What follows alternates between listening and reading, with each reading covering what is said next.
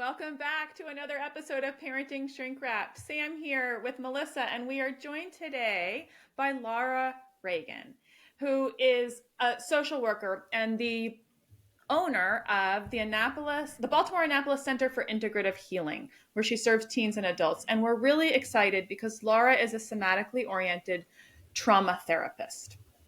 And if you listen to our last episode, we talked a bit about one form of treatment for trauma.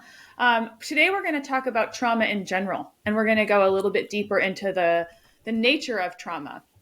And Laura, not only is she an expert on this subject and treating people who have experienced trauma, she's also the host of a top-rated podcast herself called Therapy Chat, with more than 8 million downloads.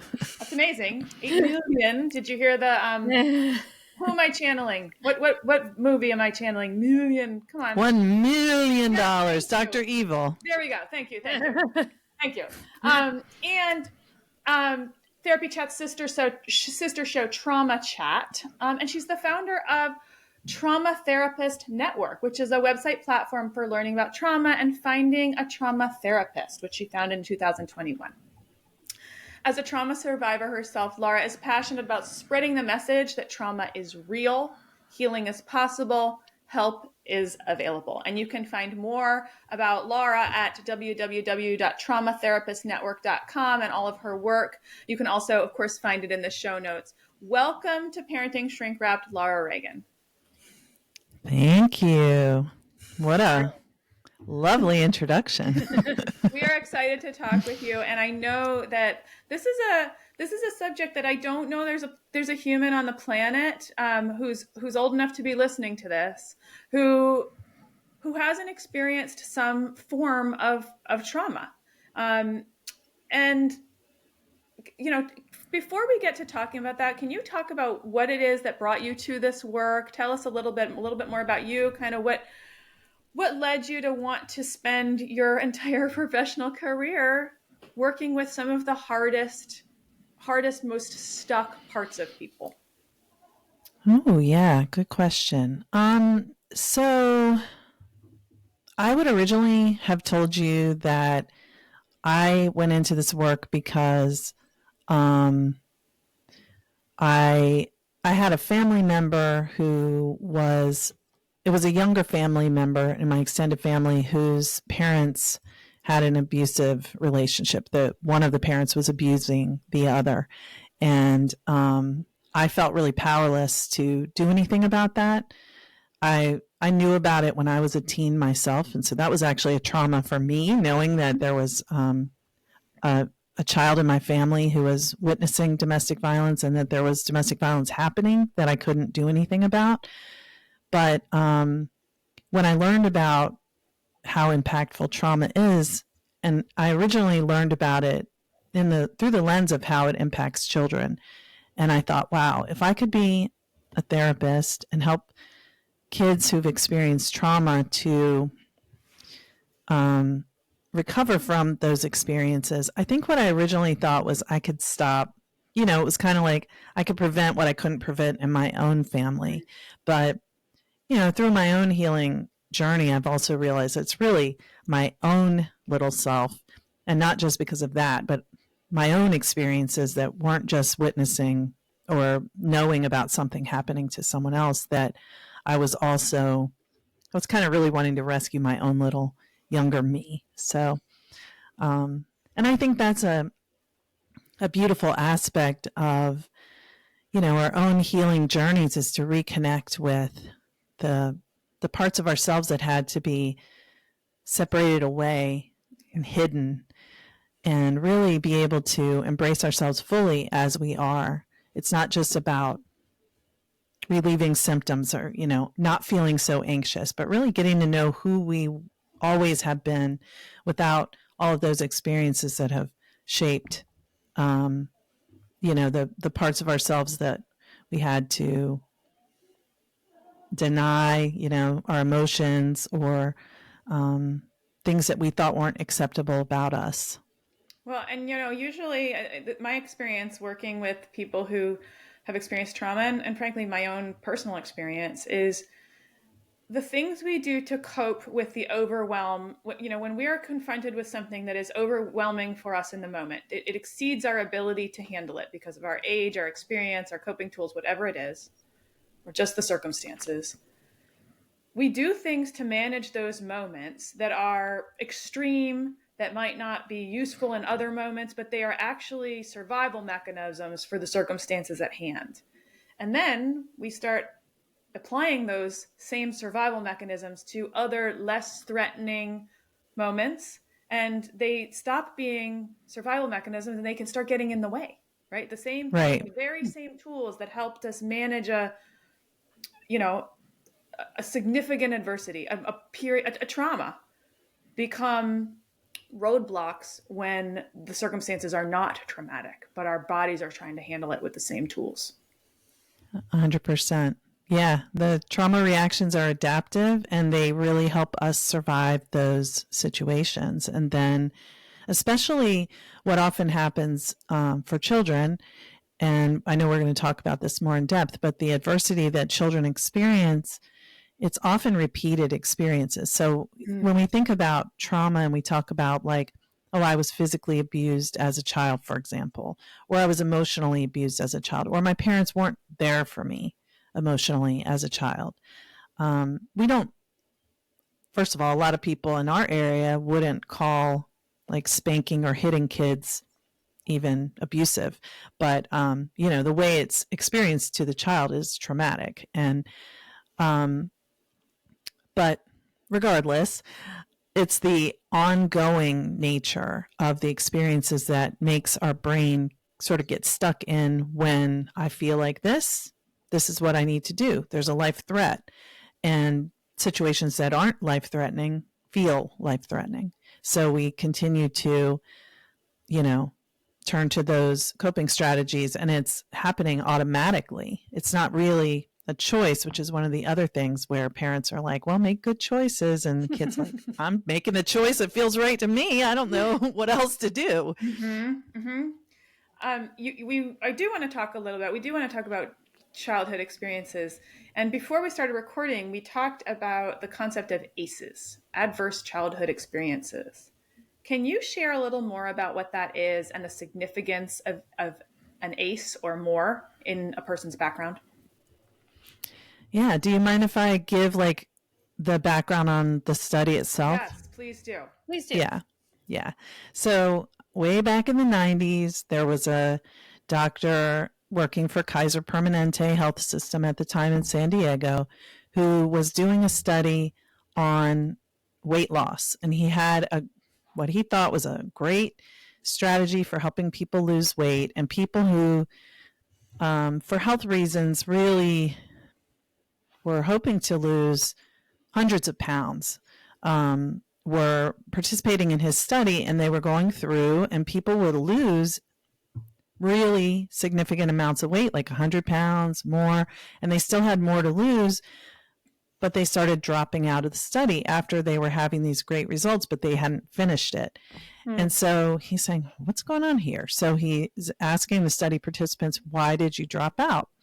And he talked to one woman, and she said, well, when I lost 100 pounds, yes, I felt better in a lot of ways, but emotionally, I suddenly started to remember that I was sexually abused in my family when I was growing up. And, the weight had made me feel protected from that unwanted attention. But as my body began to be smaller, I felt more vulnerable, and I can't cope with that. I don't know how. And so he was like, wow, sexual abuse, that's like something that, I've heard of it. I know it like could happen, but it's so rare. It's really strange. I wonder why the other people dropped out. So then he goes and talks to the other people who dropped out, and they were all kind of saying the same thing. And he was like, oh my gosh, like sexual abuse must be more prevalent than I thought. So he started, he created a questionnaire of 10 questions to ask people about certain experiences that they might have had when they were children that were, pretty easy to identify as experiences of adversity, and started asking these questions to his patients, and found out that it was actually very common for his patients to have had a lot of those experiences. Then notice the correlation between their health and the more number of experiences they had indicated that they had on his little questionnaire, the worse their health was. Right. Right. So, and then they turned it into a large scale study and found that basically, long story short, at least 64% of adults walking around then in a mostly white, middle to upper middle class study population of people who were employed, because back in the 90s, for those who don't know, most people got their insurance only through work back then. Okay. So if they had insurance and were using the Kaiser Permanente system, they had jobs, probably good professional, well-paying jobs. And they still had all these experiences of adversity where most people used to think, people who live in poverty have all these traumatic experiences, but people who are middle class don't. They're doing fine. Laura, and it really showed that it's across the board. I'm also thinking like the stigma of mental health in the 90s versus now was also very different. It was a much more stigmatized error.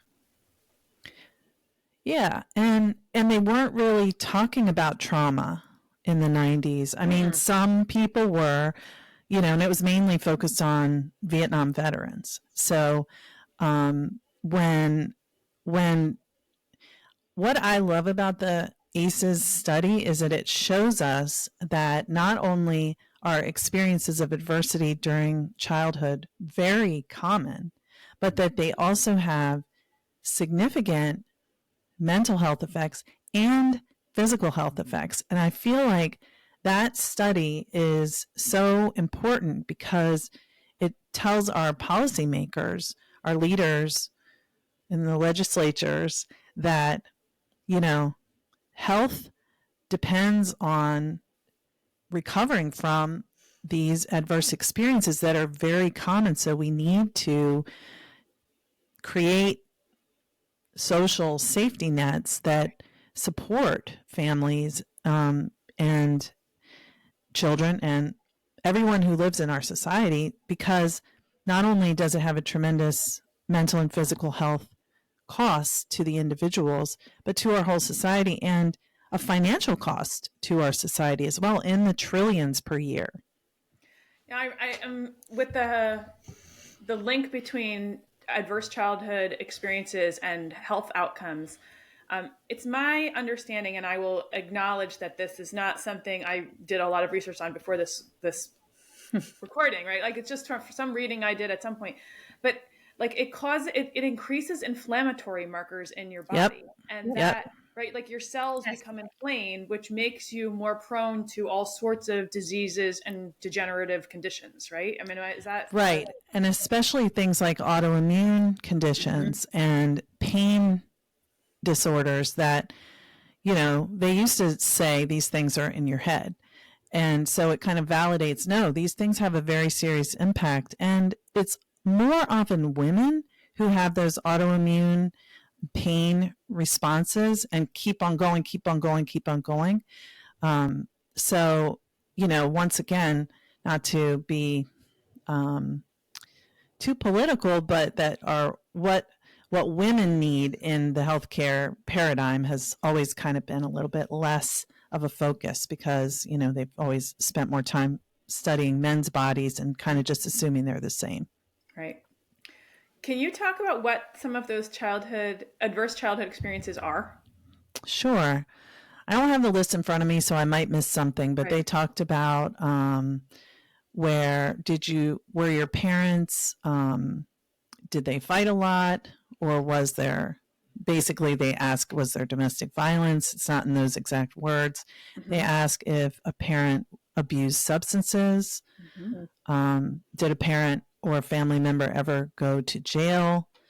Did you feel like you weren't loved when you were a child? Or people not happy to see you when you were around? Were you physically hit, called names? Did you have a parent die, or did your parents get divorced? Was moving on there? Or no, it's not. I don't think they included moving, and that's something where I'm always saying this to people, and we live in an area where there are a lot of military members too. It's like, the story of the military. I grew up in Norfolk, Virginia, which is where the world's largest naval base is. So the story of the military is, you're like, we take care of you and you move and it's fun. It's an adventure. And, the families are just kind of dragged along, and it's like, oh, a military family, kids are tough. But if the kids are suffering with a challenge in adapting to a new school environment, or especially for kids who are really sensitive, and just something new and change is really hard, and the family's stressed, and one of the parents is maybe away a lot, like there's a lot of ACEs factors involved in just that experience of being a military child, not to mention worrying about your parent who may be deployed, if they're going to be safe. Seeing how your other parent is worrying about them at home is another piece of the adversity. So even when they say that if you have one ACE, you're likely to have this X percentage of more health issues or emotional health issues. And if you have 10 ACEs, you might have a 20 years shorter lifespan, which is shocking and kind of like scary when you hear it. So I do want to make some points about that too. But, each question encompasses so many different types of ongoing adverse experiences that I think it doesn't really even give credit to how significant and impactful those things are. But it is a good measure just to know, like, oh, wow. But then one of the problems is that people think, oh, well, I have 4 ACEs. So, and it's like, So yeah, yeah. I mean, like, I know, and it's like, well, it's a foregone conclusion that I'm not going to have a great life, and that's not true either, because there's also resiliency factors that can, only word I can come up with is ameliorate the impact of the adversity. Resilience is important too, but I have 8.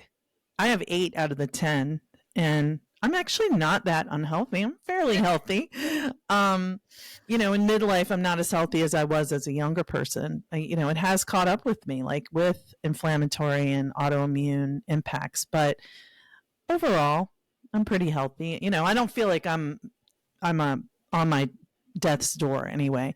So, but if a family's listening and they know that their child, or they for that matter, have a list of some of the ACEs that you just rattled off, to what extent can treatment mitigate ultimately like some of the down the road negative effects of pretty significantly. I mean, I don't have a statistic about it, but the earlier we intervene, the better. And that's why ACEs is so important for people to know about, because, when I grew up, maybe this is just my family, but I kind of feel like it was a cultural norm too, that, kids don't really remember things. They don't, whatever happens, they forget about it by the next day and they're fine. And once you're 18, like then you're an adult and kind of childhood is over. So I hear from clients all the time, well, that was 20 years ago. I mean, shouldn't I be over that now? You're telling me that you think that what I feel now and why I'm having this problem in my relationship with my partner relates to that my mom was kind of cold? Yes. Yeah. And it is. And it's also like, it's hard because we don't always have tangible, like no one beat me. Everyone loved me. And, we always had enough to eat and food. We had food and shelter and clean clothes to wear. But there's more that we need than that. In our last episode, we touched on a little bit of the idea of like big T, little t, and the idea that little traumas, like you're not getting out of this life unscathed, and everybody, even if you don't hit one of like the big aces, you've experienced little traumas of some sort in your life, and then it does impact relationships. And as a parent, it definitely kind of is going to play a role in your parenting. Yes. But your kid may also be triggering those traumas from either aces or little traumas or, things from your past. Yeah. When you brought up little T and big T, I just wasn't trained in that. I know that's a totally legit paradigm, but to me, when I hear that, I always would take the little T and be like, that's not as important. But it's really sort of saying like trauma and kind of attachment injuries, really. And attachment injuries, attachment relationships, or relational functioning it's how we do our relationships. So the quality of the relationship that we had with our parents, like, could we count on them? Were they consistent in their mood even? And of course, I mean, no hate. Moms, parents who are listening, I'm not saying like you have to be this perfect parent or always be regulated. It's like, but children pick up on how we feel, and they're nervous because they feel we're stressed, or they're worried about us being sad, or things like that. And they can't express it, but their bodies are still responding to it. And we did that with our parents too. So when we're in our adult relationships, whether it's with our kids or our partners, our coworkers, and even how we see the world, it all comes back to how safe did our nervous system feel growing up. And it's like, it's not even really about how it looked or what other people think it was like. It's what was it really like for you? For you. Yeah. I feel like I've got the privilege now, when I work with a family, here's an example. I'm making this up. I'm not like, but like a kid says to me, oh, my mom was really off the charts, right? Like she, I brought this issue to her and my mom handled it so badly. And then later the mom will confess to me like, oh, and I've had this disaster going on at work. I've just been such a beast at home. And I'll say, does your child, like if the child's my client, right? Does your child know that you have this disaster going at work? Does your child know that your beastly appearance or your beastly presentation is like not about them? Well, I haven't said anything. And I say, I think it would go a long way if you would narrate that for your child. Like just so that the kid has a different explanation and they can keep the, as you said, attachment, the secure attachment in place. And they don't have to set it to, in the absence of a story, we make one up. So if the kid's going to make, and the story is it's my fault for the kid, right. Always. Right. And that gets internalized even at a very young age. Yeah.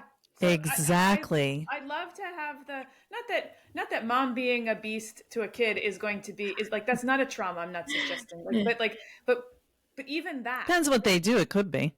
Yeah.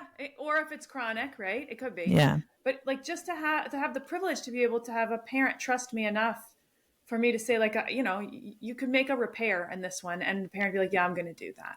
That's so huge for a child. It is. And I think you're naming two things I want to amplify. One is the incongruence between how we feel to the child's little nervous system, that they're like just absorbing all the energy that's coming out of us that we don't even know we're giving off. The incongruence between how they feel and experience us is what we call the felt sense of the relationship, and what we're saying. And this is one of I can tell you for myself, when I was growing up, my family said, everything's fine. Everything's good. Be happy. We're happy. Everyone's happy. But I could tell when people weren't happy or when something was wrong, or really, like in my case, mom's not okay. Like my mom had postpartum depression, which is not her fault at all. Her needs weren't being met. And then there's also hormonal things that are happening. But my little baby system was like, mom's not okay, therefore I'm not okay. And I need to be different so mom can be okay. So the incongruence between what we as parents do, because we are trying to, and gosh, everyone's heard of being regulated. You got to be regulated, be regulated, be regulated. And we think it means don't show any emotion. Right. So when we feel stressed and overwhelmed, it's actually better to say to your child, I'm feeling really stressed right now, and it has nothing to do with what you're doing, but I do need some quiet time. How about if you read over here and I'll go read over here? Or whatever you would do. But like when you go, no, I'm not stressed, and your body's like, wah, wah, wah, wah. The child's picking up like, well, I'm not safe, and nobody's here to help me because mom's clearly not okay, and she doesn't even admit it. So either I'm going to try to help mom be okay so I can feel safe, or I'm just going to have to shut down in some way because I can't, nobody's taking care of me right here. I can't have a need. So I have to squelch my own needs. Right. And also too, your kids don't learn then how to identify the emotions. If you're like, oh, everything's fine, and like you're really not, then they're learning from you. They don't know what that is. And it's not modeling healthy coping either. Right. It's actually teaching them shut off your emotions. And again, no shade. This is what we all learned from our own family systems. So but now, that we understand more, we can help our kids better by actually allowing ourselves to not try to be perfect, not try to be regulated all the time, but when we are feeling dysregulated, to be able to tune into what is our body feeling. Because that's the thing. I mean, when we're overwhelmed, we're overwhelmed. We don't know either, So that's being human. But whether it's EMDR, like you mentioned, or another bottom-up therapy method that teaches you how to reconnect with your body as an adult, and for kids too. For kids, like things like play therapy, and other like OT and other sensory-based things can really help them stay connected with their body because they already are. It's like childhood teaches us to go out of our body and just be a thinker and a talker and not a feeler. And, then we walk around as adults and we're like, why am I so miserable? I don't get it. What's wrong? I have no idea. It must be everyone else's fault, Uh-huh. Yeah. I have to come up with a logical explanation when really it's this, as you said earlier, a felt sense. And, it's like, I just don't feel okay right now. Mm-hmm. So let me be curious about what that means instead of, oh, well, I just have to be okay. Or, there's so many more options than just disconnecting. But if that's what our template was, and again, what you said about Sam, about the, what was adaptive then is not adaptive now. When we as adults never learned how to deal with our feelings, our fears, especially our sadness, those are the things that we weren't always able to express and have someone meet us and say, it's okay, I'm here. And their nervous system feels safe. Then we can go, oh, okay, I can relax into that holding with you. If that wasn't available, then we are just doing the same thing. We're disconnected. And then when we want to relate and connect with our child, we may not be feeling like we can, at least in the hard times. Yeah. Yeah. And so as we think about, like, if you think, we've kind of woven trauma and like, you talked about attachment, but like generational patterns into this conversation. And so, if you're a listener and you hear yourself in this, you're like, yes, like I didn't learn. I had to stuff my emotions when I was younger, because if I didn't, they were going to come back to bite me, or my parent who was too fragile to handle it. They couldn't handle it. I had to stuff it, or I had to spend my time caring for a fragile parent, or I had to keep my eye on my parents' emotions so that I had to know how they were presenting, right? So that I could adapt. Either way, your own needs get subverted. And if that's how you learn to stay in contact with your parents, that's what you're going to bring into your future relationships. And then you become a parent, and you might hear yourself being like, what, I don't get any recognition around here. When's it going to be my turn? No one appreciates me. Some appreciation, or being in a constant state of overwhelm because you're like, your child is, by nature of being a child, extremely unpredictable, right? Or there's all these things like you need everything to be exactly the way you need it to be all the time, or you don't feel okay, and then your child's running around just being a kid, and you're like, ah. Yeah, right. It feels, which is again very common. Super common. And so much about being a mom or a dad, being a parent, it throws you back into your own childhood, whether you acknowledge it or not. But on a nervous system level, it throws you back into your own childhood. And so, we've got kind of dual conversations going today. One, addressing, preventing, and or caring for children who have had, or stopping them from having adverse childhood experiences because of the downturn, like the long-term negative effect. But if you are a parent who is dealing with ACEs in your background, there's help. There's care, there's healing. As I said, as I introduced you, Laura, like there's hope. Exactly. There's hope. Shout out Laura.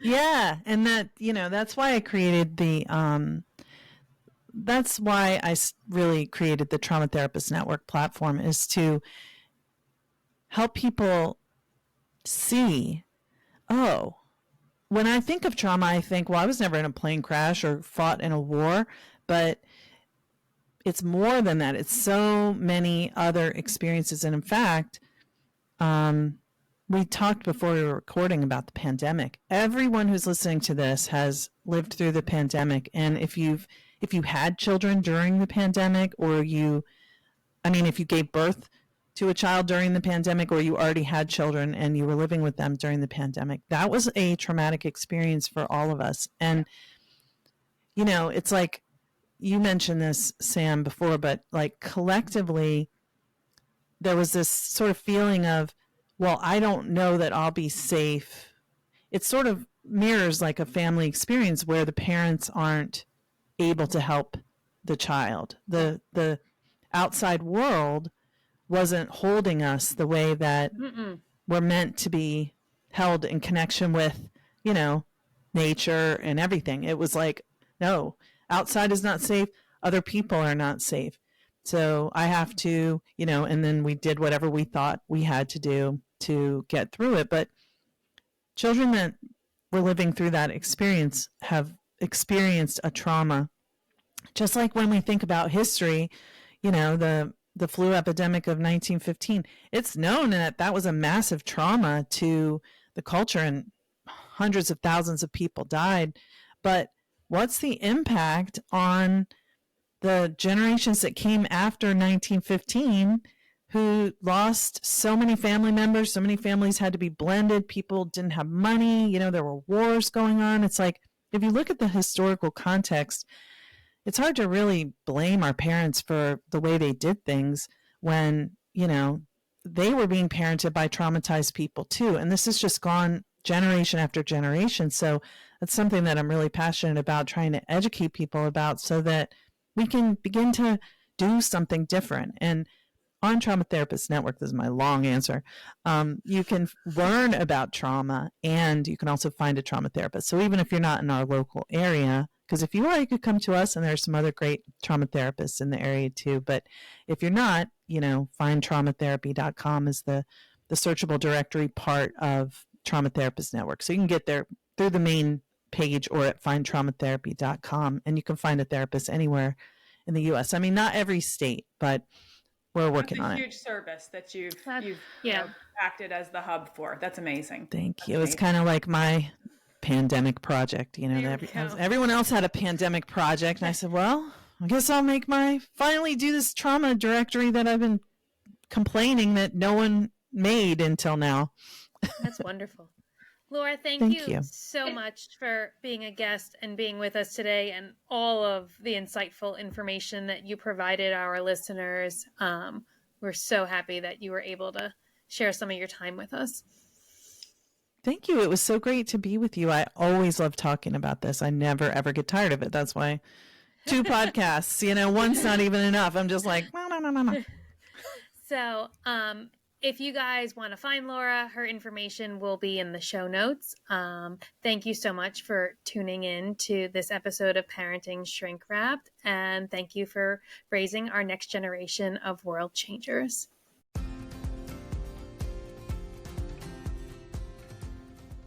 Thanks for joining us on this wild ride called parenthood here at Parenting Shrink Wrapped. We hope today's episode gave you some useful tools and maybe even a few laughs to help you navigate the twists and turns of raising teens and kids. Remember, parenting is a journey, not a destination. And no matter where you are on the road, we're here to help you stay on course. Whether it's monumental meltdowns, teenage turmoil, or just the everyday chaos, you don't have to travel this path alone. So until next time, keep your seatbelt fastened, your sense of humor intact, and your eyes on the road. We'll be back soon with more compassionate conversations and practical strategies to support you and your family. Don't forget to subscribe to Parenting Shrink Wrapped wherever you get your podcasts so you never miss an episode. And if you've enjoyed today's show, we'd love it if you'd leave us a review and share it with a friend. If you have suggestions for topics you'd like to see us cover in the future, feel free to send us an email at parentingshrinkwrapped@gmail.com. Until we meet again, take care and enjoy the ride.